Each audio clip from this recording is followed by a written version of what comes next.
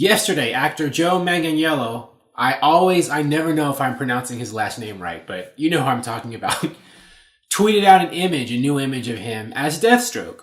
We first saw Joe Manganiello as Deathstroke, spoilers, in one of the end credit scenes in Justice League earlier this month, and audiences love that. I know when I saw the movie like 2 or 3 times, and each time I saw it, there were people like, oh, it's Deathstroke when he came up.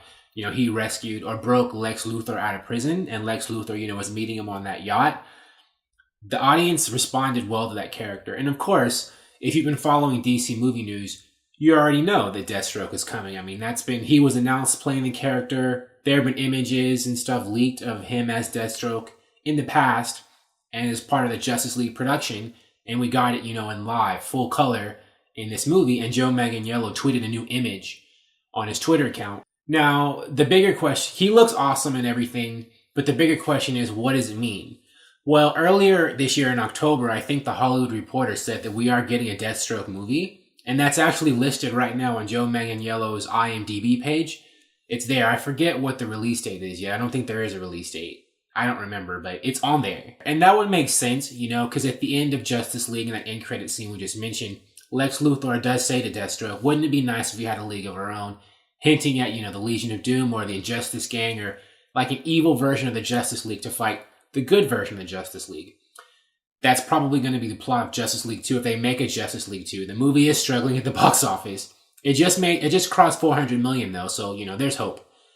But before we get a Justice League 2 with, all these new villains in it, these villains, it'd be better to introduce them in other movies first, because that's one of the problems I think Justice League had, is that we had all these new characters who hadn't had other movies or their own movies to have the audiences get used to them first and to build up excitement for this movie, for Justice League. I think that's part of what hurt the box office, in that there wasn't enough excitement built for this movie with these characters.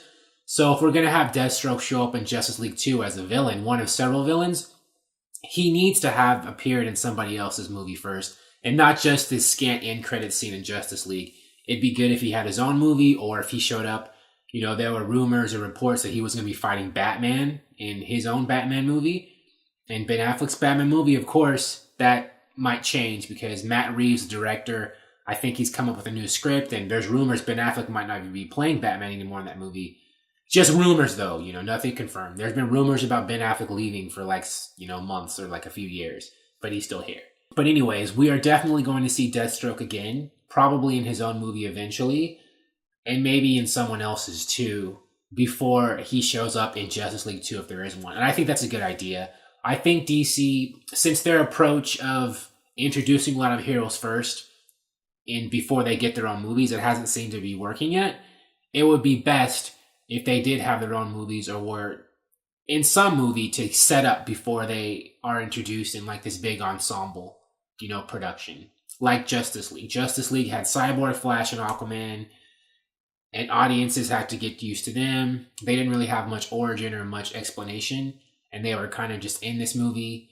And I don't know, I don't think people were necessarily as excited for them as they would have been if we had already had, great Flash, Aquaman, and Cyborg movies first to build up that momentum. So with Deathstroke, if he's going to be in Justice League 2 as a member of the Legion of Doom, multiple supervillains, he and all the villains in that movie, they should have already been in other movies first before they get into this movie. And I think that's a smarter, strategy for Warner Brothers to take in order to make sure that Justice League 2 goes over better than the first one did. I like the first one, and I've talked to multiple people who saw it and liked it too, but apparently we aren't enough so far. We'll see. I mean, Justice League hasn't left theaters yet. It's only been out for a week.